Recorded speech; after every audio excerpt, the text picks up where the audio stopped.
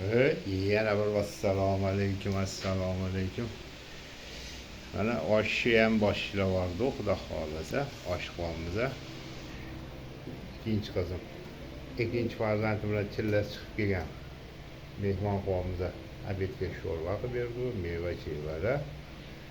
Kechqurunga osh qilib, hozir osh yediramiz xudo xolasa. Oshlarni yeb, qo'y go'shtiga oshlarni yeb ketishadi. Omon bo'linglar, masallar tayyor, osh boshlaymiz hozir.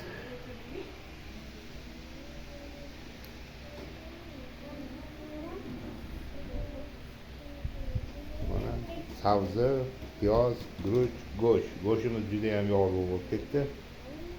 Mana guruch qaranglar, guruchni nima deyapti bu? 3,5 yildan oshdi mana shu guruchga o'zi. 3,5 yildan oshdi. Eski guruch.